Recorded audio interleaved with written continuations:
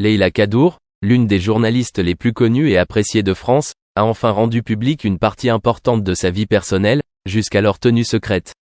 Après une longue période de silence sur ses affaires privées, Leïla Kadour a confirmé des informations sur sa vie de famille, notamment son mariage avec un jeune chanteur et son devenir maman. Cette nouvelle a fait grand bruit auprès de la presse et de ses fans, car Leïla garde toujours une attitude professionnelle et reste discrète sur sa vie personnelle. Leïla Kadour est mariée à une jeune chanteuse célèbre non seulement pour son talent musical mais aussi pour son charme et son style distinctif. Ce mariage fut non seulement un choc pour le public mais aussi un événement qui marqua un tournant important dans la vie de Leïla. Leur relation était connue principalement à travers des articles et des photos non officielles, mais voilà que des informations officielles sur cette union ont été annoncées, ouvrant un nouveau chapitre dans la vie de Leïla. Cette publicité ne s'arrête pas au mariage mais inclut également le fait que Leïla Kadour est devenue maman. Elle et son mari ont accueilli un enfant, ce qui a ajouté de la joie et du bonheur à leur vie de famille. La maternité a changé Leïla à bien des égards, influençant la façon dont elle perçoit sa vie et son travail. Même si elle est occupée par son travail journalistique, Leïla consacre toujours du temps à sa famille et à ses enfants, ce qui démontre un bel équilibre entre sa carrière et sa vie personnelle. Cette information a non seulement suscité l'intérêt du public, mais a également ouvert une conversation sur l'équilibre entre travail et famille pour les célébrités. Leïla Kadour, forte de ses succès et de son influence dans le journalisme, a prouvé qu'il est possible de réussir sa carrière tout en conservant une vie de famille heureuse et épanouie. Cette publicité contribue également à accroître son humanité et sa proximité avec les fans, car ils peuvent voir une autre facette de Leïla au-delà de l'image professionnelle qu'elle présente souvent dans les médias. Bref, le mariage public de Leïla Kadour avec la jeune chanteuse et son devenir mère ont ouvert une nouvelle phase de sa vie et accru l'intérêt et l'affection du public.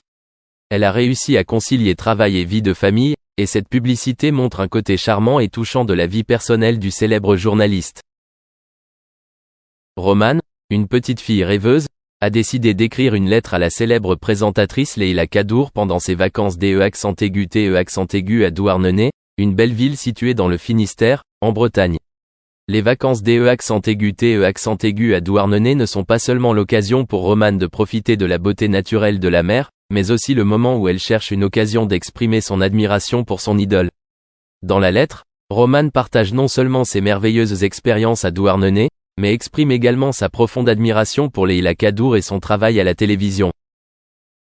La lettre de Romane a été écrite avec toute la sincérité et l'enthousiasme d'une enfant pleine de rêves. Elle a parlé de voyages passionnants, des heures de détente sur la plage et de la façon dont ses vacances lui ont apporté de précieux souvenirs. Elle n'a pas non plus oublié de souligner l'influence positive de Leïla Kadour sur elle, la remerciant d'avoir apporté des programmes télévisés intéressants et inspirants. Pour Romane, écrire à Leïla était non seulement une façon d'exprimer son admiration, mais aussi l'occasion de se sentir connectée à quelqu'un qu'elle considérait comme une grande source d'inspiration. Lorsque Romane a reçu une réponse de Leïla Kadour, ses émotions ont éclaté de joie et de bonheur. La réponse de Leïla était non seulement une réponse positive et encourageante, mais contenait également des mots sincères d'encouragement et de bons vœux pour Romane. Leïla Kadour a pris le temps d'écrire une lettre personnelle, partageant sa joie et son appréciation pour les mots d'encouragement de Romane. Elle a souligné que la sincérité et l'affection de la jeune fille la rendaient très heureuse et fière. Leïla Kadour a fait preuve d'attention et de sincérité dans chacun de ses mots, ce qui a non seulement permis à Romane de se sentir spéciale, mais a également prouvé que ses efforts et ses sentiments n'étaient pas vains. La réponse de Leïla devient un souvenir précieux et une source de grand encouragement pour Romane. Non seulement elle a été encouragée à poursuivre ses rêves, mais elle a également ressenti un lien avec son idole, ce qui a donné à Romane un immense sentiment de confiance et de bonheur. Les vacances à Douarnenez ont non seulement laissé à Romane de beaux souvenirs de mer bleue et de sable blanc, mais aussi un chapitre de sa vie, un chapitre haut en couleur et plein de sens qui a reçu les retours de Leïla Kadour. C'est un témoignage du pouvoir des mots sincères d'encouragement et d'attention, et une histoire inspirante sur la façon dont la connexion entre les fans et les idoles peut créer des moments spéciaux et mémorables.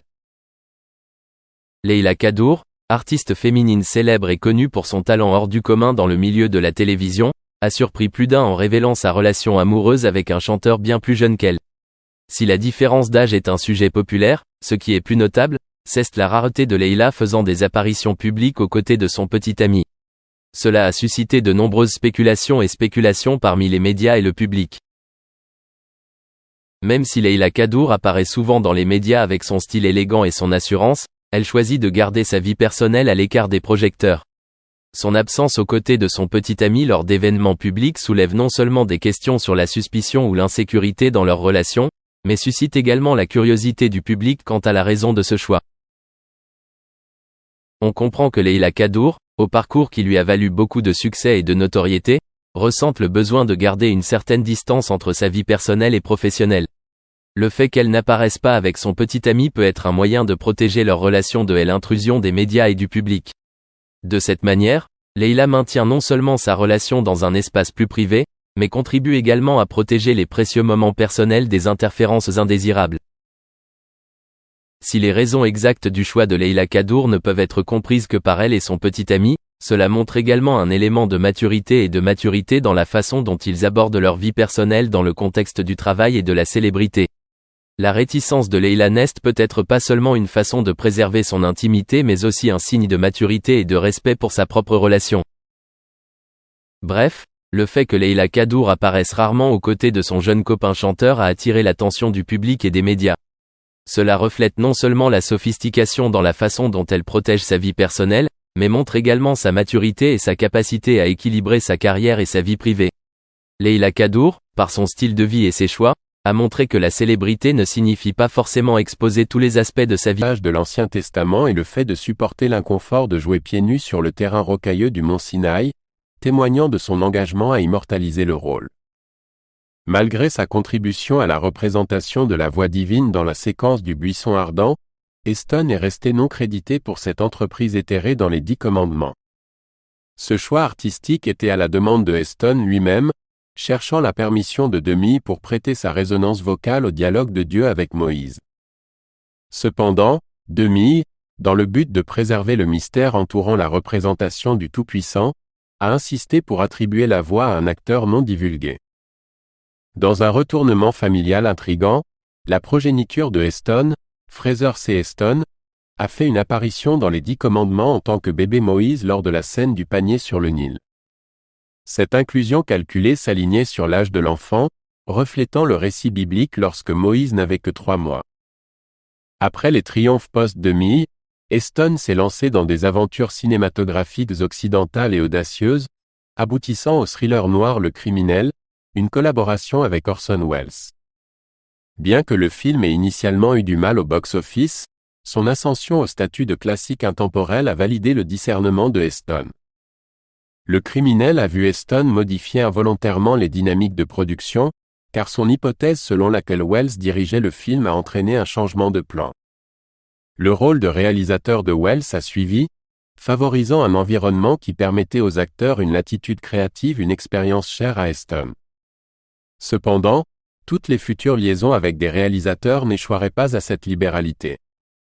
La trajectoire du voyage cinématographique de Heston a croisé celle de l'estimé William Wyler pour Ben-Hur, un rôle initialement décliné par des éminences telles que Marlon Brando et Rock Hudson.